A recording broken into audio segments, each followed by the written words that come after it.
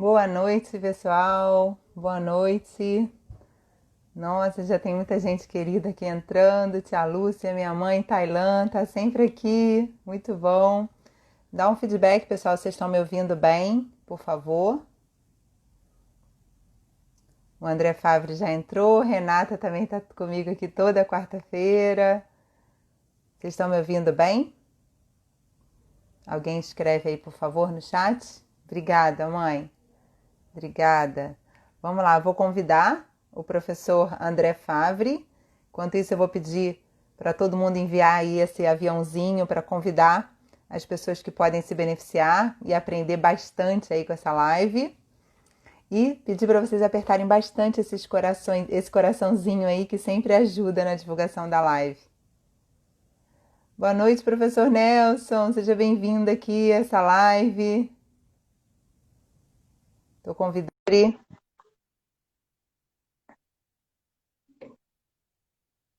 Vamos lá.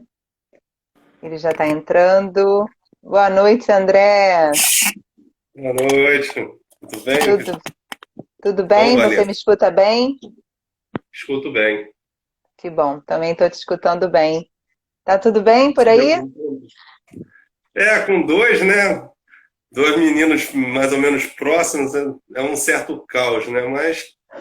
Inclusive, se a minha conexão falhar, eu boto no 3G, porque eu fico num quarto isolado, porque senão é choro de um, daqui a pouco é o outro pedindo alguma coisa, eu tenho que me isolar, né? Aí a conexão talvez fique um pouco ruim, mas eu mudo para o 3G. Mas por enquanto está ótimo, tá dando para ouvir bem. Bom, então eu vou Ótimo. te apresentar aqui, depois eu vou pedir para você falar um pouquinho de você, para a gente poder entrar no tema. Pessoal, o professor André Favre, ele é fisioterapeuta, psicólogo, especialista em osteopatia, professor do IFRJ, da Unesa e da pós-graduação em osteopatia da Price.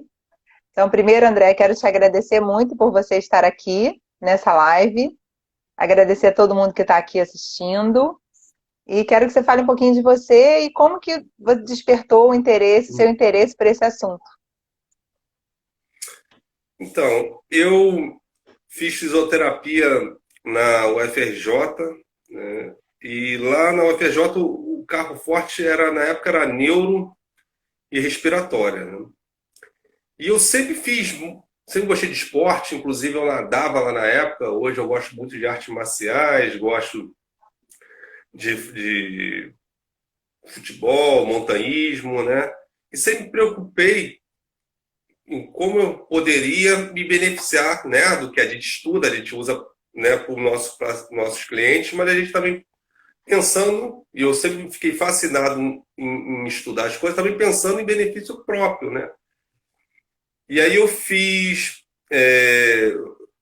lembro que eu fiz iniciação científica no laboratório de fisiologia do exercício da educação física, e de lá eu fui fazer depois o meu mestrado no laboratório de engenharia pulmonar na COP.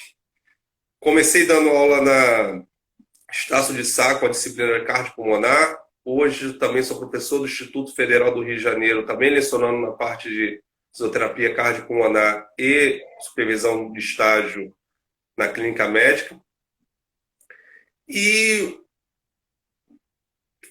a gente atendendo um consultório, né, com osteopatia, com fisioterapia, eu sempre procuro perceber, né, nos meus pacientes o que eu posso fazer e agregar para eles em termos de melhorar a saúde como um todo, de uma forma que o benefício do meu tratamento mecânico seja potencializado.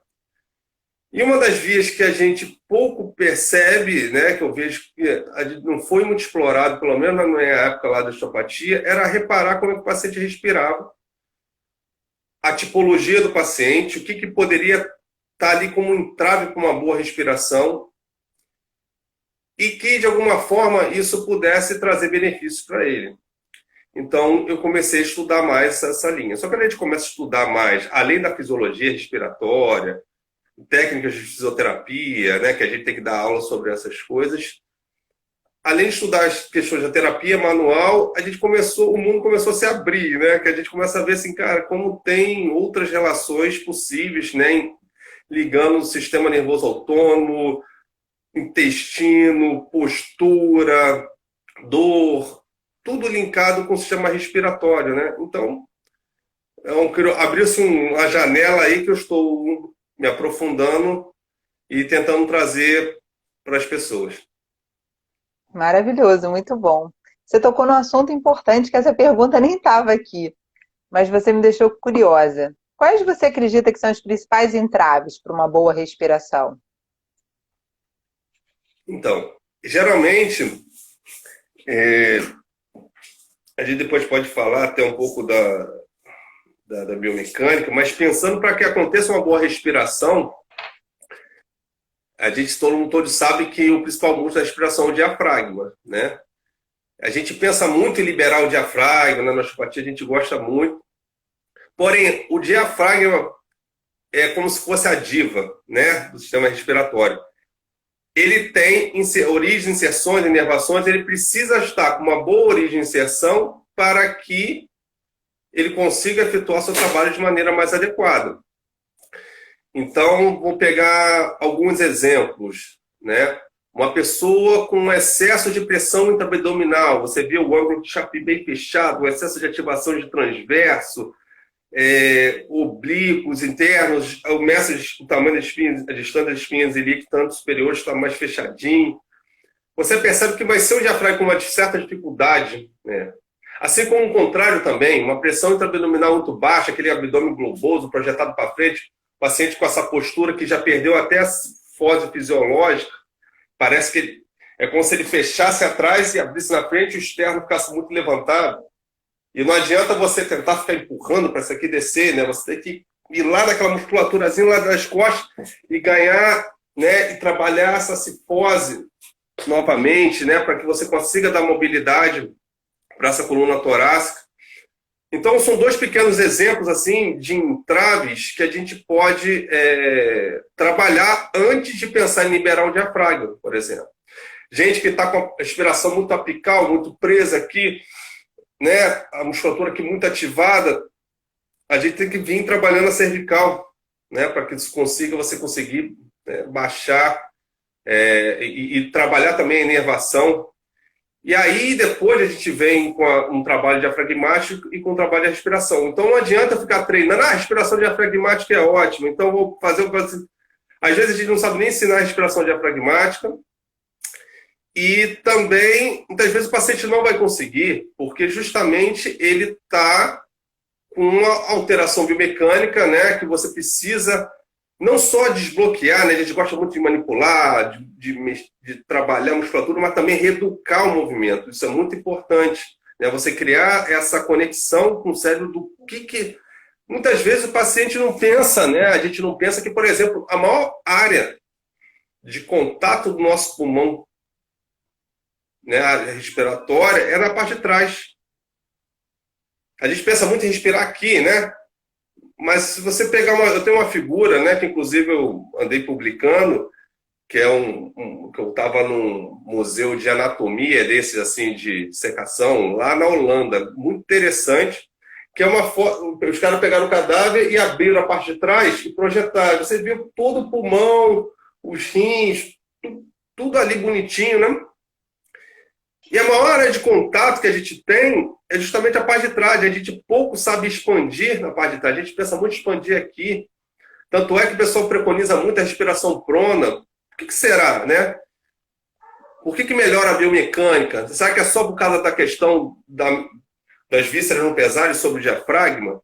Né? Então, você conseguir... e tem estudos falando até para você, se você quer respirar melhor, se acalmar, para você deitar de barriga para baixo, fazer algumas respirações ali. Mas você também criar essa consciência de que aqui atrás também mexe, também tem que ter mobilidade, né? E a gente vê muitas vezes as pessoas perdendo até a cifose, até invertendo a curva. Então, são alguns exemplos aí dentro de toda uma complexidade que a gente pode encontrar nos pacientes.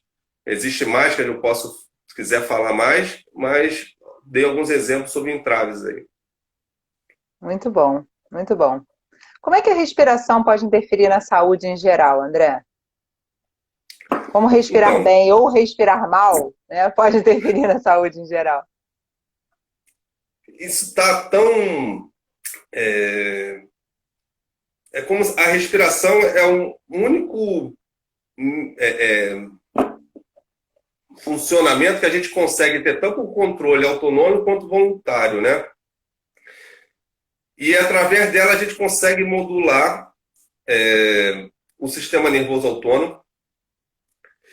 Através da respiração, se a gente tem isso é uma coisa que a gente tem reparado, né? Eu tenho passado a reparar mais alguns trabalhos falando sobre até a síndrome da hiperventilação e associada a uma ventilação superficial, que isso está mais associado à ansiedade. Então, o que acontece? Se a gente respira, o ar, né, a nossa função de respirar é fazer através da ventilação que o ar entre e sai dos pulmões para que haja troca gasosa e esse ar, né, seja captado pelas hemácias, se ligue lá aos 4 sítios da hemoglobina e carregue até os tecidos para que a gente consiga produzir ATP, certo? Essa ventilação depende, é um produto da frequência respiratória versus o volume corrente. Só que existe um espaço morto que não tem troca nessa questão. Né? Se a gente respira, e aí a gente pode aumentar a ventilação, aumentando a frequência respiratória ou aumentando o volume corrente, ou ambos. Mas geralmente o que vai estar associado em uma via de mão dupla com a ansiedade, com essa vida corrida que a gente leva, é a gente não aumentar o volume corrente, pelo contrário, até diminuir, não expandir direito, e aumentar a frequência respiratória para compensar, porque eu preciso ventilar. Só que isso traz algumas consequências. Uma delas, a ansiedade. Até mesmo porque esse tipo de respiração está associado mais a um padrão apical de respiração, em que você vai recrutar mais a musculatura do pescoço, isso vai trazer dor, por exemplo. Ao passo que uma respiração mais basal, uma diafragmática, tende geralmente a nos deixarmos mais tranquilos, mais relaxados. Associado a isso, a esse aumento da frequência respiratória, você acaba, que a gente popularmente fala, lavando muito CO2, ou seja, você vai baixar um pouco a PCO2 do seu sangue. E não vai aumentar tanto a oxigenação. Por quê? Porque você acaba que o espaço morto, quando você consegue ventilar mais, a relação entre o espaço morto e a ventilação alveolar, ela fica menor. Ou seja, você tem mais volume de ar chegando que troca, sendo que o espaço morto se mantém praticamente o mesmo. Se você respira muito curtinho, é como se essa relação ficasse menor, ou seja, o volume de ar que está realmente chegando para o pulmão e tendo troca não está tão maior assim em relação ao espaço morto, que é o ar que entra e sai do pulmão sem ter troca. Isso é um ponto. Então a oxigenação já não melhora muito. O segundo ponto que eu falei da lavagem do CO2, você baixar o PCO2 no sangue, é que o sistema respiratório ele é um grande modulador do nosso pH. Né? Nosso pH sanguíneo, que a gente sempre tanto fala, né, que pH sanguíneo é importante, está lá em 7,35, 7,45, etc. e tal. O sistema respiratório, ele modula isso. Quando a gente faz uma respiração rápida e superficial, com a queda do CO2, o sangue tende a ficar mais básico, ou seja, o pH tende a aumentar. O pH aumentando, existe uma coisa chamada efeito Bohr, em que a curva de dissociação da hemoglobina, o que é a curva de dissociação da hemoglobina? A hemoglobina, teoricamente, quanto mais concentração de oxigênio, quanto maior a PO2, ou seja, a pressão parcial de oxigênio, mais saturada de oxigênio ela vai ter. Ela tem 4 sítios de ligações. Quanto mais oxigênio disponível, mais oxigênio vai estar ligado. Então, se os 4 sítios de ligação dela estão preenchidos com oxigênio, a gente diz que está 100% saturado. Né? Quando está só 2, outros 2 estão preenchidos, outros 2 não, a gente está 50% saturado. E aí a gente fala de uma saturação que tem que estar acima de 92%, etc. e tal. Só que quando o pH muda, essa curva muda também, essa relação de saturação com o PO2, fazendo com que a hemoglobina tenha mais afinidade pelo oxigênio. O que é o papel do pH com a hemoglobina? Quando o pH está mais básico, a hemoglobina se liga melhor a ele. Isso acontece aonde? Nos pulmões, que teoricamente o pH ali está menor, está maior. Quando chega perto do músculo, por exemplo, imagine o músculo em atividade, para a gente ter uma noção melhor. A gente sabe que começa a produzir, né, aquela região, aquele microambiente fica mais ácido. Então, quando o pH está mais ácido, ou seja, menor, a hemoglobina tem menos afinidade pelo oxigênio, então ela libera mais fácil. Imagina a gente numa situação que a gente não está em exercício, então a gente não está produzindo tanto, né, e que a gente está nessa respiração rápida superficial, só que a hemoglobina, por causa desse aumento do pH, ela vai ficar mais presa a ele e vai liberar com menos facilidade para os nossos tecidos. Então a gente já começa a perceber o quanto que isso pode afetar a nossa saúde em termos que não chega, né? A lei da artéria, por exemplo, a osteopatia. A lei da artéria não é só sangue, ela tem que chegar oxigênio, né? Se não chega oxigênio de maneira adequada, o tecido não produz ATP de forma adequada, né? E a respirar, mas tem a respiração anaeróbica, tudo bem, mas aí você produz também lactato, você também tem um certo limite com isso, tá? Então, isso é Explica um o que é a ponto. lei da artéria, André, para quem não conhece, por favor. Então, a lei da artéria é justamente para a osteopatia, a gente diz o seguinte, que para que um determinado órgão, tecido funcione bem, precisa ter vascularização naquela região, precisa estar chegando um aporte sanguíneo adequado. Só que a gente, quando pensa em aporte sanguíneo, a gente está pensando em micronutrientes, e dentro desses o oxigênio é muito importante, mas também da retirada de metabólicos. Então, muitas vezes, né, por compressões, por aumento de tensão na face, na musculatura, o que é que seja, algumas síndromes compressivas, a gente vê a repercussão que isso causa, né? E levando mais ainda, então, a questão, né, a respiração, ela consegue, via sistema nervoso autônomo, modular uma coisa chamada variabilidade da frequência cardíaca, que quanto maior, melhor. Ou seja, o que é a variabilidade da frequência cardíaca? Entre um batimento e outro, ou seja, no traçado do eletrocardiograma, né, a gente tem lá aqueles picos que são as ondas R. Se você fosse medir o intervalo de tempo entre um batimento e outro, pega uma espícula daquela e mede o intervalo de tempo entre um e outro, esse intervalo de tempos não pode ser iguais. Quanto mais variar isso, melhor. Quer dizer que o seu sistema está mais sensível às variações, pequenas variações que o meio externo, né, impõe sobre a gente. Então, se eu estou falando agora, tem que mudar um pouco. Se eu estou quieto, inspirei, muda. Ou seja, a própria respiração ela consegue modular isso, aumentando a variabilidade. Se você tem uma respiração muito rápida, superficial, por exemplo, a sua variabilidade diminui. Isso é ruim. Então, a respiração consegue modular o sistema nervoso autônomo via... uma delas é através da variabilidade da frequência cardíaca. Existem outras formas, Inclusive, né, essa é uma das formas de mensurar o sistema... Desculpa te cortar. Essa, inclusive, é uma das formas de mensurar o sistema nervoso autônomo, né? Se ele está respondendo do jeito que a gente precisa. Inclusive, se o nosso tratamento está realmente tendo uma boa repercussão no sistema nervoso autônomo. A gente usa a variabilidade da frequência cardíaca. Exato. E isso tem como Conseguiu ouvir? isso tem como medir, né? Existem vários parâmetros que você pode utilizar para medir, né, essa variabilidade da frequência cardíaca, né? E a gente também tem com esse aumento do pH, geralmente isso gera vasoconstrição cerebral. Então, assim, a respiração vai repercutir em vários outros sistemas à distância. Sendo que também existe hoje uma relação também relacionada, né, do sistema pulmonar com o pulmão, né? Então existe um eixo intestino-pulmão, hoje em dia até bem relacionado, que um pode influenciar o outro.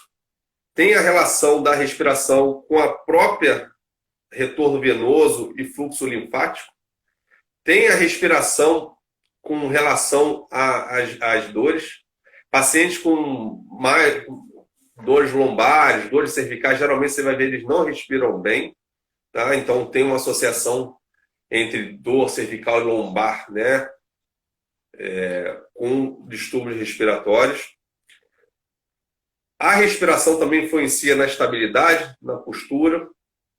Ela pode influenciar no seu desempenho. Uma das coisas que eu tenho estudado é sobre isso, como é que a gente pode também melhorar o desempenho com a respiração. Ou seja, é tanta coisa que você deixar eu ficar falando aqui, né? É muita coisa mesmo. Em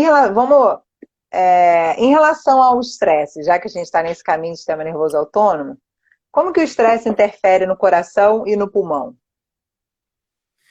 Então, o estresse ele vai fazer com que a gente, via sistema nervoso autônomo, a gente vai aumentar a parte simpática, né?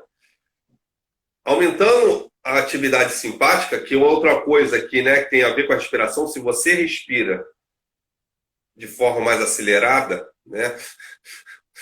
Se eu ficar respirando aqui, daqui a pouco vocês vão ficar com nervoso. Uma pessoa ansiosa do seu lado, você fica com nervoso, não dá uma certa ansiedade, você fala, nossa, calma aí. Respira, calma, respira. Né? E outra coisa importante, respirar pelo nariz, né? Porque a respiração pelo nariz, a gente produz mais óxido nítrico. Produzindo mais óxido nítrico, a gente tem melhor vasodilatação. E também vira uma questão da respiração do óxido nítrico com uma maior defesa do nosso organismo, inclusive contra vírus, bactérias nocivos, né? Esse é um outro ponto. A gente às vezes se pega respirando pela boca, né? Quando que isso tende a gerar mais ansiedade também, tende a gerar mais... Porque quando a gente respira pelo nariz, a gente respira pelo nariz e come pela boca, e não o contrário, né? A gente não come pelo nariz e respira. Por quê? Porque justamente além dessa questão da produção de óxido nítrico, a gente sabe que respirar pelo nariz, o ar, a regulação da temperatura, ele pode ser aquecido ou até resfriado, dependendo da temperatura do ar ambiente. Então, a gente dá uma aclimatizada nessa temperatura. A gente já cria barreiras, né? A nossa mucosa aqui já é uma mucosa para nos defendermos contra justamente micro-organismos. A gente também filtra a impureza desse ar. Então, isso é um ponto. E se a gente está respirando de boca aberta, hiperventilando, né? Isso é uma das coisas que eu tento até perceber, né? Que quando eu estou fazendo exercício, eu procuro manter esse tipo de respiração, o ar entrando pelo nariz, não ficar puxando pela boca, né? Quando a gente faz esse tipo de respiração pela boca e respirando de forma mais acelerada, a gente aumenta a atividade simpática também. E se a gente perceber, quando a gente está sob estresse, a gente geralmente está com a atividade simpática aumentada e respirando dessa forma, meio que perpetuando esse ciclo. Isso vai fazer com que haja uma sinalização, né, para suprarrenal, por exemplo, para a gente produzir mais adrenalina. Léo falou da vez passada, né, e para conseguir manter isso, a gente produz cortisol, e isso vai repercutir na nossa flora bacteriana, a nossa microbiota intestinal, isso vai ter uma repercussão tamanha, que esse eixo é duplo. Hoje existe mais eixo, né? Tem o eixo microbiota, cérebro, microbiota, intestino, cérebro, microbiota, pulmão, microbiota, rim, cérebro. Ou seja, sob estresse, a gente vai, além de aumentar a atividade simpática e produzir mais adrenalina, noradrenalina, cortisol, que vai acelerar a frequência cardíaca, aumentar a pressão arterial. Porque isso, por exemplo, se fosse curto, por exemplo, a gente faz exercícios, tudo acontece. Mas depois a gente volta, com tônus mais parasimpáticos, a normalidade, tudo bem. Mas imagina a vida corrida o dia inteiro isso. E isso vai irritar o intestino, vai alterar a microbiota intestinal, que por sua vez vai retroalimentar esse sistema via nervo vago no cérebro. Aí seu humor altera, porque o vago é sensível à alteração da microbiota intestinal. Então, a atividade vagal já está reduzida, porque você está sob aumento simpático, tônus simpático. Então, mudanças, eles estão associando hoje a microbiota intestinal à alteração de humor, a depressão, ansiedade, Parkinson, tudo doença até autismo, doenças neurodegenerativas em geral, obesidade, hipertensão, dor visceral, o que você imaginar. A sensação que eu estou tendo justamente é que a sua microbiota diz o que você é, né? Ou seja, a saúde da sua microbiota conta um pouco do seu histórico, porque até mesmo ela é influenciada por várias coisas, desde da alimentação da sua mãe, como é que era, o tipo de parto, como é que foi, aonde que você nasceu, se foi em casa, no hospital, como é que foi, como é que se você foi amamentado ou não, como é que foi esse processo ao longo da sua vida, se você fez muito uso de antibiótico ou não, que isso é ruim para a flora, a sua alimentação, enfim, tudo isso vai definir, né? E o estresse, por sua vez, altera a microbiota também. E a microbiota altera o estresse. Tem várias formas de comunicação. O nervo vago é uma delas. Mas tem também os ácidos graxos de cadeia curta, que são produzidos quando a flora bacteriana está saudável e recebe uma alimentação boa, com fibras, alimentos vegetais, naturais, coisas que a gente está invertendo, né? Antigamente a gente comia 70% de alimentos in natura e 30% processado. Hoje a coisa inverteu, né? Tem gente então que come 100% processado. E aí as bactérias não têm como produzir esses sinalizadores que regulam o sistema imune e o sistema nervoso autônomo. Então, você me respondendo assim, o estresse, o que ele vai fazer? Ele vai justamente aos poucos sobrecarregando o sistema cardiopulmonar, né?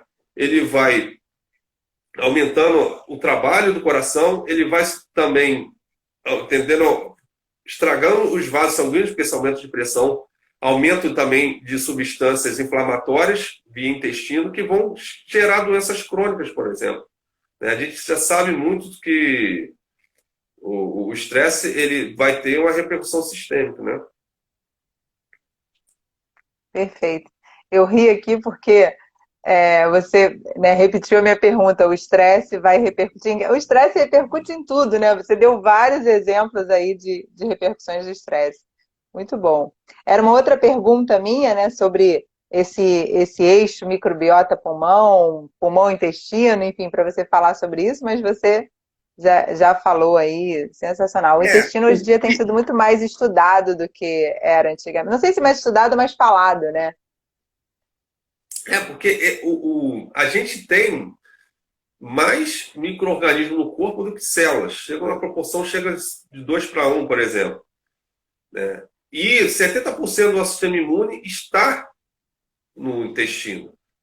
E ele, como eu falei, ele é moldado desde que a gente nasce. Tem uma janela biológica que eles estão querendo entender na infância, que é muito importante, que inclusive vai repercutir sobre a qualidade do sistema imunológico no futuro. Eles não sabem que janela exatamente é essa, mas isso para mim pouco importa, a gente tem que cuidar desde cedo disso. A coisa está tamanha de que eles estão até fazendo transplante de fezes para conseguir melhorar o sistema imune de outra pessoa, né? Inclusive, eu estava assistindo um webinário, né, do pessoal lá da Socerge, eles estavam comentando que isso talvez seja o doping do futuro, né? Atleta, você conseguir melhorar a performance botando melhores bactérias. Então, isso está sendo muito estudado. Como você consegue introduzir melhores bactérias, ou seja, aumentando... Porque quando a gente tem desbiose, ou seja, alteração, a gente perde a diversidade de bactérias, assim como a gente perde essa relação entre boas e mais ruins. E aí cria-se um processo inflamatório naquela região que você não produz esses ácidos graxos de cadeia curta, que são sinalizadores para o sistema imune, e também alimenta os enterócitos, os colonócitos também, ou seja, as células do intestino.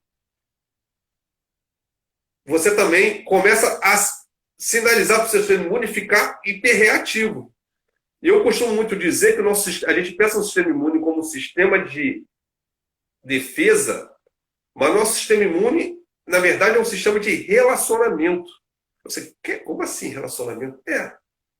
Você, quando se relaciona com as pessoas, você sabe as pessoas nas quais você é colega de trabalho apenas, as pessoas que você vai colocar dentro da sua casa, as pessoas que você vai casar, a pessoa ou vai se relacionar de alguma forma amorosa, as pessoas que você quer manter uma certa distância, e até pessoas que você chega uma hora que você vai ter que usar, às vezes, de força física para se defender. Mas imagine se eu fosse para a rua e achasse que todo mundo quer me agredir, começasse a dar... Né? Algumas pessoas estão andando meio assim na rua, né? Eu tô achando que toda hora um vírus vai me atacar lá assim. Enfim, isso deixa o sistema imune muito ligado, né? Um sistema imune muito hiperreativo, a gente vai ter várias alergias, várias síndrome do intestino irritável, vai ter um monte de alterações e a microbiota fica alterada. Ao passo que também o sistema imune, né? Aquele que você vai lá e dá tapa na cara, o cara também não pode ser. Então, a relação com o nosso meio, a qualidade do nosso a gente fala que as relações pessoais são muito importantes, né, para a vida. A relação também, como a gente se relaciona com o meio ambiente, com toda essa diversidade, é importante. A gente cresce, às vezes, numa esterilização tamanha, higienização tamanha, que não deixa o nosso sistema imune se amadurecer. Né? A criança aí, tudo, a chupeta, eu não esterilizava nada de chupeta, toma isso. E meus filhos nunca usaram antibiótico, graças a Deus, né? Nunca precisaram nada, não ser internados, nada. E estudos, inclusive, mostraram que é bom. Não, antigamente falavam, fica perto de bicho. Não, agora, hoje em dia, é bom. Não, tem bicho, vai lá, toma, deixa a criança ter contato, porque justamente viram que o sistema imune precisa aprender a ter contato, né? A gente, às vezes, corta muito. A febre tem que ser cortada. A febre tem que ser cortada. Depende do tamanho da febre, né? Tem vezes que eu não dou antipirético, porque isso justamente também foi visto que isso também enfraquece a capacidade de desenvolvimento do sistema imune de nossas crianças. Então, tem muita coisa que está surgindo. E agora, inclusive, com o Covid, com essa relação, que justamente essa qualidade... A gente tem que lembrar, né, que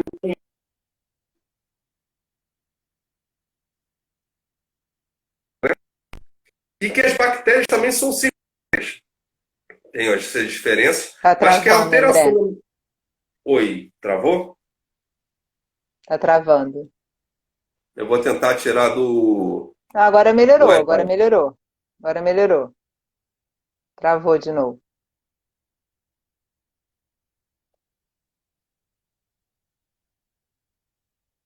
Esperar e voltar, pessoal. Ele tá trocando a internet dele. Nossa, é um assunto que dá muito pano pra manga, hein? Tem muita conversa. Oi, Oi, agora eu tô te voltou? ouvindo. Voltou. Eu Tá até ótimo. me perdi Repete onde só eu esse estava. finalzinho que você tava falando, porque travou. Você estava falando Pode da ser escutado até importância do onde? contato dos bichos, da importância do contato. Aí você começou a falar do Covid. Então, hoje os caras estão justamente vendo o quanto que um sistema influencia no outro, esse eixo pulmão-intestino. Ou seja, a alteração da microbiota.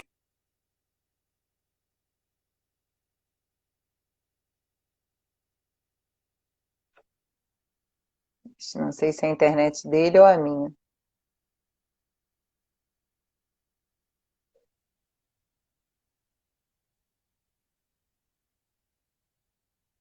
Oi, voltou, voltou. Talvez não seja para falar isso. Conspiração para falar sobre. Mas a alteração justamente a alteração da microbiota intestinal altera a microbiota pulmonar, né? E vice-versa, tanto tanto que estão vendo repercussões gastrointestinais quando você tem infecção com Covid. E, dependendo da qualidade da sua microbiota, você consegue, né, através de sinalizadores, falei, ácido gástrico de cadeia curta, nervo vago e outros, modular até o controle da respiração e do controle cardiopulmonar via nervo vago, que vai até para o núcleo trato solitário, que tem conexões com o centro da respiração e cardíacos. Então, estão vendo até alteração no controle cardiopulmonar, né, por conta dessa alteração da microbiota.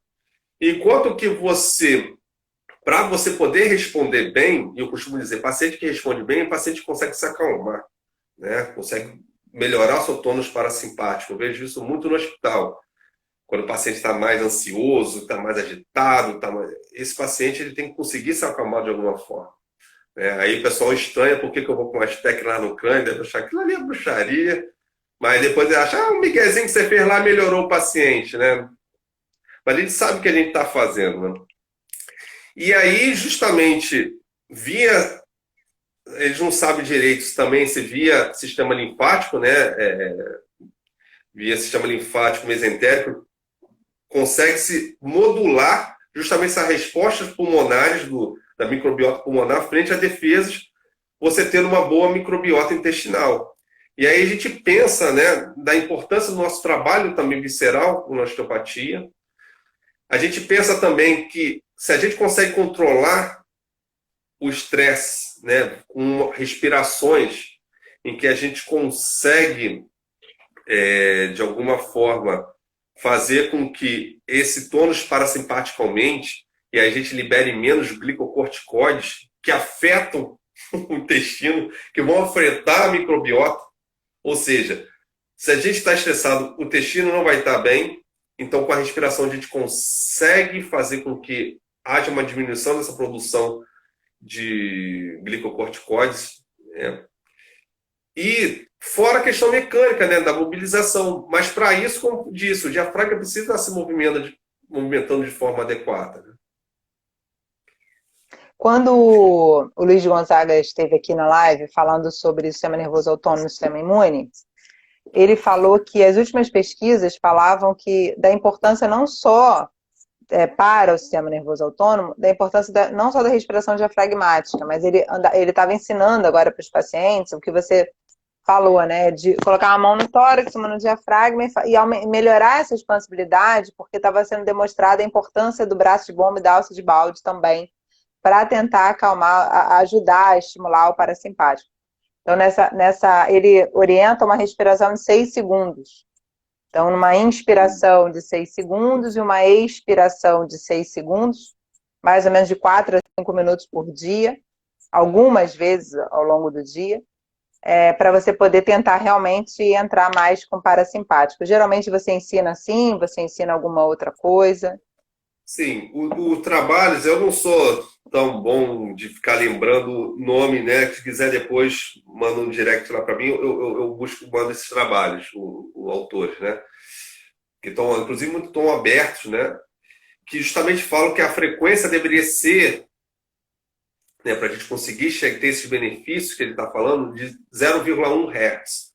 Ou seja, 10 ciclos por minuto. Ou seja, 10 inspirações, 10 impulsões respiratórias em 1 minuto. Se 1 minuto tem 60 segundos, né, a gente teria que fazer aí em torno de 6. Né?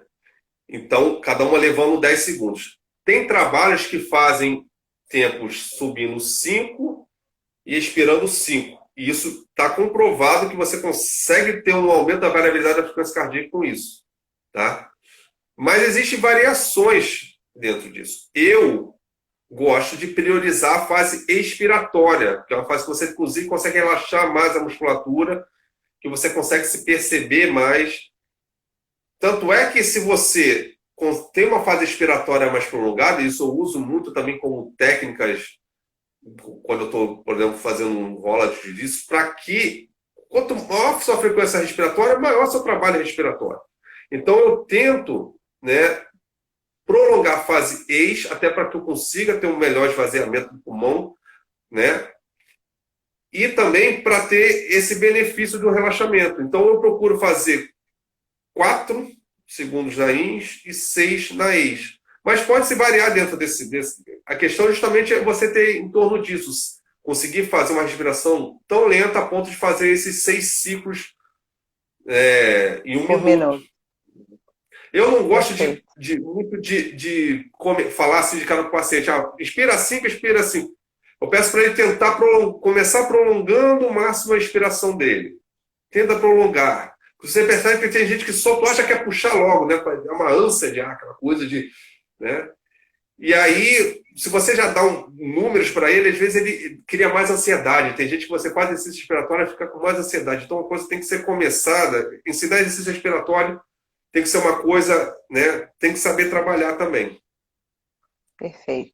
E é possível trabalhar a biomecânica respiratória com terapia manual? O que você acha? Sim. Então, justamente que a gente acha que começou falando sobre isso, né? Eu dei o exemplo desse tórax, né? Que a gente tem o externo muito levantado e atrás, né? Geralmente a gente vê isso às vezes em paciente que perdeu essa cifose fisiológica, a gente trabalha aquela musculatura toda lá paravertebral, soltando e ganhando, mobilizando para ganhar essa torácica, né? Para tentar aumentar a amplitude.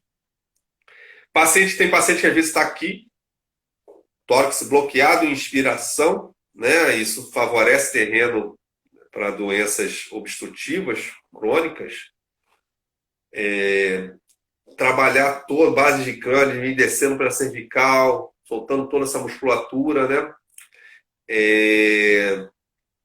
E aí a gente tem que saber ter critérios. Eu uso muito a gente tem que entender bem dessa biomecânica para a gente saber que musculatura liberar, que musculatura trabalhar, para que... Tem pacientes que eu não libero, não posso ir no pescoço. Tem paciente que eu tenho que trabalhar a pelve, porque a pelve está em retro, isso leva a uma flexão da coluna e justamente ali a zona, né, dos pilares diafragma vai mudar, a gente tem que começar a trabalhar na pelve, equilibrar, às vezes tem que trabalhar esse diafragma pelve também. Então, dependendo da tipologia do paciente, eu costumo perceber que ao redor pode estar tendo como entrave para esse mecanismo de alça de balde e braço de bomba, como ele falou, entende? Então a gente também tem que, quando pensar em respiração, não pensar só na caixa. Também a gente tem que pensar à distância. E com a terapia manual a gente consegue trabalhar para que esse fole, né, torácico possa trabalhar melhor, mais livre, pelo menos. Maravilha, maravilha. Eu queria que você falasse um pouco mais sobre a influência do sistema cardiorrespiratório em outras vísceras. Você lembra aí algum link que você possa fazer? Você já falou do intestino, mais algum link que você faria? Então, ela tem via coração, né? Porque você, quando expande, né, o sistema cardiopulmonar, você aumenta o retorno venoso. Isso faz com que chegue mais sangue para o coração. E se você consegue também, a gente tem que pensar assim, a gente tem que saber expirar. Tem gente que, como eu falei, a gente está preso aqui. Então, você também tem que saber, também às vezes, ativar musculaturas que o paciente tem que ter abdômen também. Tem que ser o RTA trabalha bastante isso, somente com crianças, que justamente perdeu esse tônus abdominal, que é importante. Porque também, no momento que a gente expira, isso facilita, né, a saída do sangue. Então, tem influência direta com o coração. A gente tem o diafragma ligado, né, às costelas, e isso é uma coisa que é interessante, que a gente tem que pensar que o diafragma ele tem que abrir essas costelas, e a gente às vezes vê pouca expansão, né? E tem ligamentos do diafragma com o intestino, né, com o fígado, com o estômago, e ele massageia essas vísceras, como eu falei, o ato dele aumentar a pressão, diminuir a pressão abdominal com a sua incursão, isso favorece o retorno venoso e o fluxo linfático. A gente tem a ação dele, né, fazendo a respiração cervical não, da coluna também. Então a gente tende a ter uma micro retificação da coluna na inspiração e um retorno das curvas na ex, auxiliado não só pelo diafragma, toda a musculatura respiratória. Por exemplo, o escaleno faz isso. O escaleno é muito debatido, né? Ah, porque tem trabalho que fala que ele atua, que é primário, que não é primário. Aí eu digo, depende da tipologia. Se for a tipologia que a pessoa justamente tem uma alteração na cervical, às vezes ele não vai entrar realmente, vai entrar em esforço. Ao passo que, qual é a função dele? Né? A gente pensando um pouco da biomecânica do diafragma, o diafragma ele está ligado, né, via pulmão, coração, todas essas vísceras daqui do mediastino, até as vértebras cervicais, primeira costela. Então tem esse ligamento ao externo, ligamento vértebro-pericárdico, toda essa face pulmonar da pleura, domo pleural, primeira costela, ligada à cervical. Então, na verdade, a respiração começa com a descida do diafragma, mas também aqui. A gente tem que ter um bom ponto de apoio aqui. O pescoço não pode estar aqui assim, né? Então, na verdade, a gente deveria ter até um certo tônus para a gente conseguir manter esse tônus aqui, esse ponto fixo em cima, para que quando o diafragma começasse a descer, né, ele vai chegar uma hora que essa face vai travar ele. E ele consegue abrir as costelas, que é a segunda fase. Né? Ao ponto que se eu não tenho isso, ou está muito rígido, né, aquela cervical muito presa, ou uma cervical com muita anterioridade, cabeça, por exemplo, isso já muda essa relação. E com essas aberturas das costelas, os intercostais fazem essa interligação que vai abrindo. E aqui, as últimas, primeira e segunda, na verdade, as primeiras, né? O escaleno na inspiração deveria elevar. Fazer aquele toquezinho final. Né? É claro que no esforço a gente vê uma ativação de escaleno, mas ele deveria estar atuando de forma leve no começo. Na expiração, o que ele faz? As costelas descem, agora o ponto fixo que era em cima, que foi criado justamente, né, pela essa musculatura pré-vertebral, que a gente tanto fala, né, que é importante para a estabilização do pescoço. Esse ponto fixo foi criado em cima, que ajudou as costelas a se elevarem na inspiração. Na expiração, as costelas, ao descerem, criam um ponto fixo. Agora, o ponto fixo vai ser embaixo e a gente restaura essa lordose cervical. Então, a cervical, claro que ninguém fica andando, respirando assim, né, gente? Mas são micromovimentos, né? E na osteopatia a gente adora esses micromovimentos, trabalhar microparâmetros, micros. Então, assim, esses movimentos sutis do corpo são importantes ser estabelecidos. Então, a gente tem que perceber onde estão os entraves e tentar liberar. Né? Então, na verdade, a musculatura, a gente tem que conhecer bem essa biomecânica para conseguir verificar onde é que não está. A gente tem que conhecer bem o normal para a gente conseguir atuar quando não estiver normal, né? Estiver disfuncional. Né? Muito bom. Engraçado que você está falando disso, eu estou pensando aqui que eu tenho observado muito a minha postura dando aula, porque agora a gente dá aula online, e a gente dá muitas horas de aula online, e eu tenho observado que eu dou aula muito com a cabeça para frente. E a minha cervical começou a reclamar, porque eu tenho ficado muitas horas assim. Né? Então, quando você falou, eu fico com a cabeça lá na frente. Então, de vez em quando eu vou lá e me corrijo para tentar ficar numa postura melhor. E aí, quando eu observo, eu estou com aquela respiração curtinha de professor que fala muito, né? E aí, de vez em quando, eu penso, respira, Vanessa. E aí lembra lá, o respira, não pira, né? Então, a respiração é uma coisa fantástica, que a gente tem que estar mais ligado ao longo do dia, né, André? Porque realmente a gente chega uma hora do nosso dia que a gente está respirando tão curtinho, né? Às vezes eu estou dando aula presencial e eu falo assim para a galera, preste atenção na sua respiração, mas sem mudar a sua respiração. E está todo mundo respirando curtinho, né? E está cada vez mais comum isso, né? A gente raramente para fazer respirações mais amplas. Por isso que eu acho muito importante a gente ter esse momento aí para parar, de 4 a 5 minutinhos por dia, ou numa manhã, o ideal é fazer isso várias vezes, né? E fazer essas respirações, como você falou, seja 4 segundos de inspiração e 6 de expiração. Semana passada o Leonardo também falou sobre isso, que ele acha muito importante manter mais tempo de expiração, né? Então, Sim. maravilhoso. E é um momento que você se conecta, né, com você mesmo, né, ou você mesma. Você para, né, e esse negócio de esvaziar a mente não existe, gente. Não tem como parar a mente. Mas se você se conecta só com uma coisa, só com a sua respiração, suas ondas cerebrais já. Então você é um ótimo meio, até com meditação, né? Para quem fala, não sei meditar.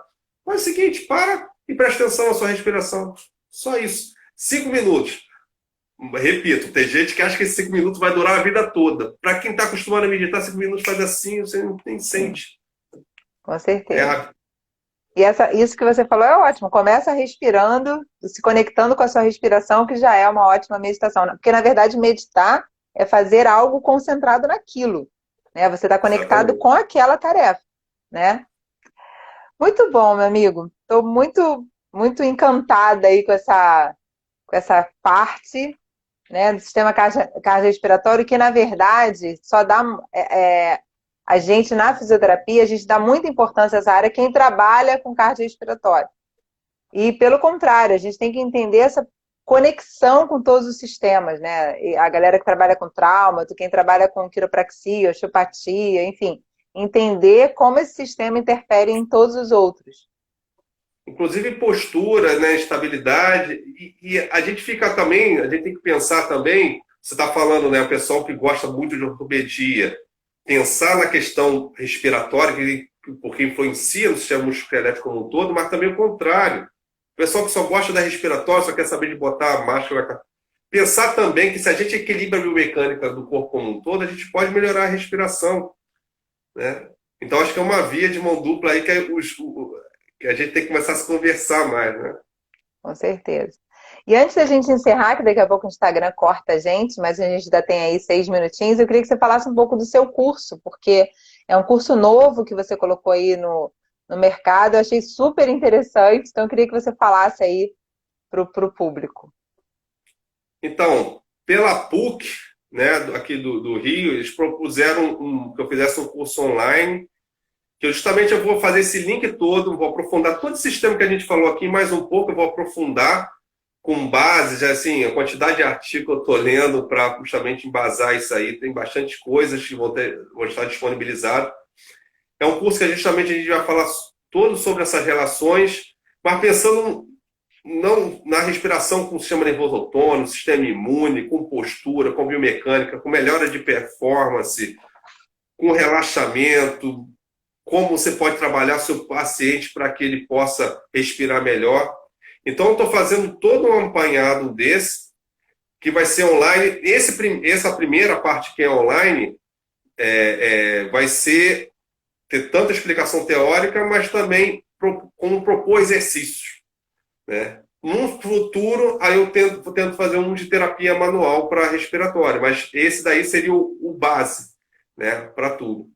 E o que é interessante também desse curso é que ele tem encontros comigo síncronos, ou seja, que eu também vou falar e demonstrar e tirar dúvidas, né? Então não é só principalmente ficar postado lá e você assiste quando quiser, não. Você vai se interessar porque você vai querer tirar dúvidas, porque vai ter encontros pontuais que você vai precisar, né, ter estudado para justamente poder tirar dúvidas, senão o encontro perde o sentido. Então, esse formato eu achei interessante porque você pode assistir a hora que você sente melhor, né, a comodidade da questão online, mas também você pode poder ter contato direto comigo tirando dúvidas, né? E aí a Perfeito. gente vai aprender tudo isso que eu falei, do eixo, intestino-pulmão, de forma mais aprofundada, que a gente não pode, senão, se eu ficar explicando um detalhe, a live passa e a gente não É ia só tocar uma em outros hora de pontos, live. né? E tá lá no seu Instagram, andré.favre? Tem lá as Isso, informações? isso. E eu vou colocar, você pode ir na PUC, bota lá Med PUC, é um curso, os cursos estão disponibilizados, porque não tem fisioterapia na PUC, né? Eles têm medicina, então é na parte da medicina. Bota lá MedPUC no Google, você consegue achar. Tem um post meu no meu Instagram, né? Que você consegue ler lá e procurar. Porque, infelizmente, o link você coloca no Instagram e você não consegue clicar para mandar direto, né? Sim, mas faz o Então, seguinte, André, faz uma postagem essa semana sobre esse curso, que você precisa ah, postar lá, e aí a galera entra lá e fica sabendo. Faz uma postagem lá esses dias para a galera se informar. beleza. E aí bota Dica lá o aceita. link para a galera, o link ou enfim, o caminho lá para a galera É porque o link é poder enorme, procurar. Não, sim, mas mas aí você eu. coloca a página, enfim, alguma coisa para a galera poder se informar. E aí isso vai Boa ajudar. ideia. Deixa eu te perguntar uma coisa, uma Gratidão. curiosidade minha, antes de eu dar os recados aqui finais. Um minutinho. Você acha melhor esse trabalho de respiração, dessa expansibilidade, a gente fazer sentado ou deitado? Dessa respiração mais Depende. profunda, mais longa? Depende. Por exemplo, às vezes você está trabalhando e não tem como, está no meio, sei lá, hoje em dia também a gente está em casa, mas às vezes você está no ônibus, eu faço sentado, eu só posso estar sentado, estou no ônibus, faço no metrô, melhor dizendo, né? Estou lá e faço. Eu, por exemplo, era uma pessoa que era muito simpático-tônica, meus amigos brincam comigo, se eu deitasse para fazer isso, eu dormia. Então, quem dorme, hoje em dia eu consigo fazer deitado, né? Que você tem um maior relaxamento, você tem um maior tono parasimpático quando você deita. Então, assim, teoricamente, se você quer maior relaxamento, deitado. Mas se você for também relaxar tanto que vai dormir, aí não Não vai adianta, entende? adiantar. Então, beleza. Mas para relaxamento é melhor deitar. Tá ótimo. Já respondeu o que eu queria saber. Então, galera, vamos aos recados aqui. Primeiro, quero te agradecer muito, André, essa live super inspiradora aí para a galera poder estudar mais sobre esse tema. Muito obrigada.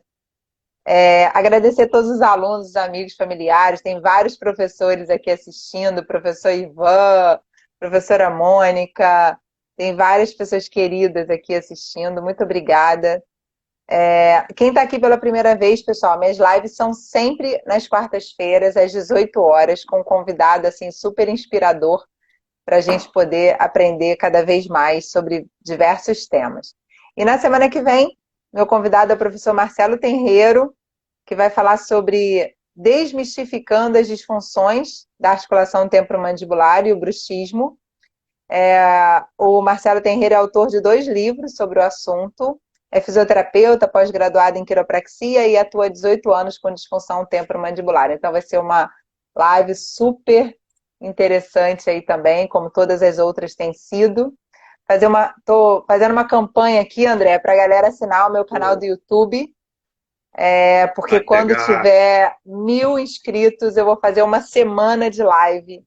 Então, estou fazendo essa campanha em meu canal do YouTube, Legal. Vanessa Knusti, para a gente poder ter mais lives aí em comemoração a 1.000 inscritos. Tá bom? Meu Tenho amigo, dá aprendido o seu bastante com recado. as suas lives. Tenho As aprendido bastante com lives. essa live também, muito boa. E uma dica Obrigada. final pessoal, um artigo, procura uma autora chamada Karen O'Connor, que estava falando um pouco mais recente sobre isso que eu falei em relação ao eixo intestino-pulmão. Karen O'Connor. Vou anotar aqui. Então, meu amigo, seu recado aí final, para a gente poder encerrar. Então, gente, pense sempre, né, no sistema cardiopulmonar quando você for atender seu paciente e vejo vocês no curso online. Obrigada. Obrigada, pessoal. Obrigada, Ivan. Eu sei que você está lá inscrito no meu canal, também estou inscrita no seu. E a gente faz sempre essa troca de figurinha. Pessoal, muito obrigada. André, obrigada. Saúde aí para a Beijo, Vanessa, família. muito Um beijo obrigado. grande, foi uma honra, tá? Um beijo. Honra Obrigada, foi minha. pessoal.